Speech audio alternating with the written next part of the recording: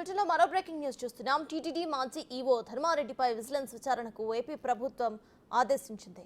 ఈవోగా ఉన్న ఆ సమయంలో ధర్మారెడ్డి అవినీతికి పాల్పడ్డారని ఇటీవల టీడీపీ నేతలు ఫిర్యాదు చేశారు. శ్రీవాణి ట్రస్ట్ నిధుల మళ్లింపు, ఇంజనీరింగ్ పనుల అంచనాలు పెంచడం, నిధుల విడుదలపై ప్రభుత్వానికి ఫిర్యాదు అందాయి. అయితే దీంతో ధర్మారెడ్డిపై విజిలెన్స్ అండ్ ఎన్ఫోర్స్మెంట్ విచారణకు ఆదేశించింది ప్రభుత్వం. ఇప్పటికే తిరుమలలో విజిలెన్స్ విచారణ కొనసాగుతోంది.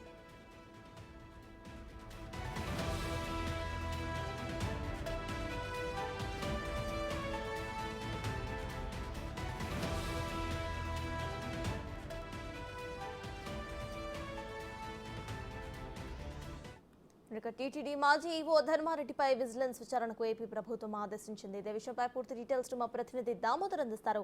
దామోదర్, చెప్పండి, ఇప్పటికే విజిలెన్స్ విచారణ ప్రారంభమైనట్టు తెలుస్తోంది. ప్రెసెంట్ అప్డేట్స్ ఏంటి?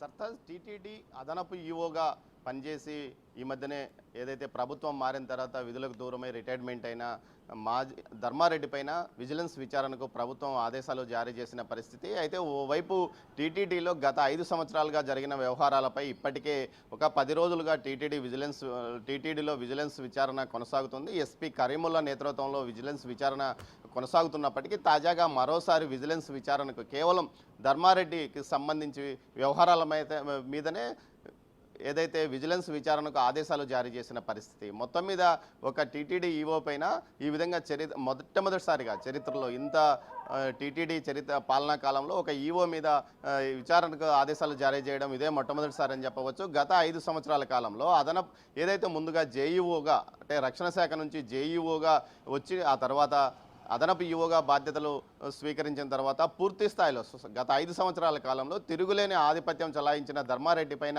ఆయన వ్యవహారాలపైన పూర్తి స్థాయిలో విచారణ జరపాలంటూ కూడా టీడీపీ నాయకులు ఏదైతే రాష్ట్ర ముఖ్య కార్యదర్శిని కోరడం, ఆ తర్వాత విచారణకు ఆదేశం ఇవ్వడం కూడా జరిగిపోయింది. మొత్తం మీద చూసుకుంటే గత 5 సంవత్సరాల కాలంలో ధర్మారెడ్డి చేసిన వ్యవహారాలపైన శ్రీవాణి ట్రస్ట్ నిధులు విడుదల,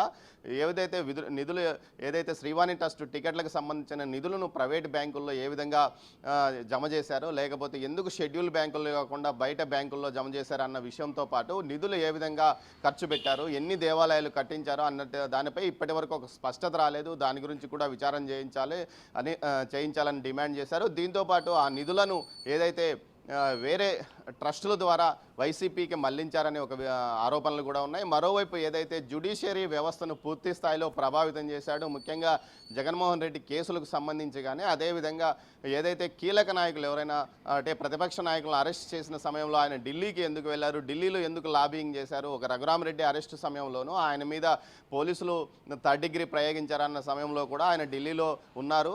అదేవిధంగా అవినాష్ రెడ్డి కేసు విషయంలో కూడా బెయిల్ రావడానికి ఈయనే పరోక్షంగా చక్రం తిప్పాడంటూ కూడా ఆరోపణలు వచ్చాయి. ఈ విషయం మీద కూడా విచారణ చేయాలి.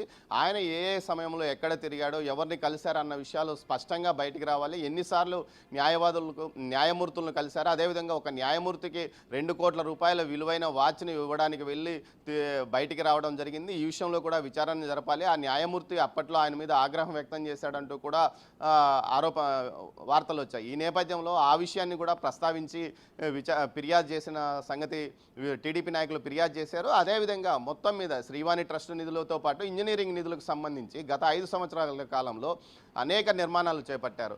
ముఖ్యంగా తిరుమలలో ఉన్న గెస్ట్ హౌస్ల నిర్మాణంతో పాటు గెస్ట్ హౌస్ల అనుమతులు ఏ విధంగా ఇచ్చారో, అక్రమంగా కొంతమంది అంతస్తులు నిర్మించుకున్నారు, సొంతంగా గదులు వాడుకుంటున్నారు, ఈ విషయంలో వారికి ఎందుకు సహకరిస్తున్నారు, కొన్ని గెస్ట్ హౌస్లకు అయితే ఆయన ప్రమోషన్ కూడా చేస్తున్న పరిస్థితి కూడా కనిపిస్తుంది. ఇలాంటివి ఎందుకు చేశారు, ఎవరి కోసం చేశారు అన్న విషయం మీద కూడా విచారణ చేయాలి. ముఖ్యంగా నిబంధనలు అతిక్రమించి గెస్ట్ హౌస్ల నిర్మాణం చేపట్టారు. దీంతోపాటు ఏదైతే స్వామివారి బంగారాన్ని కానీ, అదేవిధంగా డబ్బును కానీ డిపాజిట్ చేసిన విషయాల్లో కొన్ని బ్యాంకులకు ఎందుకు ఆయన కొన్ని బ్యాంకుల పట్ల ప్రత్యేకంగా శ్రద్ధ చూపారు, ఆ బ్యాంకుల ద్వారా ఏదైనా లబ్ధి పొందారా, డిపాజిట్లు చేయడం వల్ల ఇది పరోక్షంగా ఏమైనా లబ్ధి కలిగిందా అన్న విషయం మీద కూడా విచారణ జరపాలని కోరారు. మొత్తం మీద అయితే గత 5 సంవత్సరాల కాలంలో టీటీడీ అదనపు ఈవోగా పనిచేసిన ధర్మారెడ్డి యొక్క పూర్తి వ్యవహారాలపై విజిలెన్స్ విచారణ చేయాలంటూ కోరడం జరిగింది. దీనికి